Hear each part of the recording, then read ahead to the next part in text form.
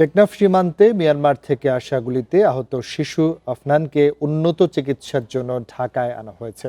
আর্থিক সংকটের কারণে চিকিৎসা নিয়ে দুশ্চিন্তায় পরিবার। এদিকে মিয়ানমার সংঘর্ষের কারণে সীমান্তে গোলাগুলির কারণে টেকনাফে আতঙ্কে দিন কাটছে বাসিন্দাদের। রোববার টেকনাফের ওয়াইকং ইউনিয়নের নিজ বাড়ির সামনে গুলিবিদ্ধ হয় ৯ বছরের শিশু হুজাইফা আফনান। গুরুতর আহত অবস্থায় প্রথমে তাকে টেকনাফের একটি হাসপাতালে নেওয়া হয়, পরে ভর্তি করা হয় চট্টগ্রাম মেডিকেল কলেজ হাসপাতালের আইসিইউতে। অবস্থার অবনতি হলে মঙ্গলবার পাঠানো হয় ঢাকায়। আমাদের রাত ২টা পর্যন্ত অপারেশন হয়েছে। আপনার যে গুলিটা ওখানে আছে ওটাকে আমরা বলি ব্রেনের ভাইটাল সেন্টার। ওখানে যদি হাত দেওয়া হয় অত আলাদা কোনো একটা কিছু যদি হয়ে যায় ওই সেন্টারে, তাহলে পেশেন্ট ওটি টেবিলে মারা যাবে।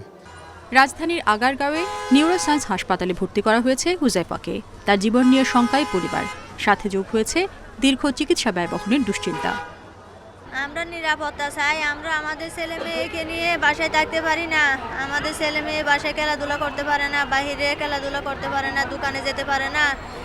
হাসপাতাল থেকে যিনি ডাক্তার দিচ্ছেন, সহবাড়ি একটা দিচ্ছেন, বিজেপি থেকে গাড়ি দিচ্ছেন, বা হাসপাতাল থেকে গাড়ি দিচ্ছেন, ওনাদের সহায়তা এটা। কিন্তু যে ওনাদের সহায়তা ওনারা বলছেন আমাদের ওনাদের তত্ত্বাবধান আমাদের। মিয়ানমারে চলমান সংঘাতের কারণে সীমান্তে দিনরাত গোলাগুলি ও বোমার বিস্ফোরণ ঘটছে। এপারে গুলি এসে পড়ায় টেকনাফে আতঙ্কে দিন কাটছে স্থানীয়দের। Independent news.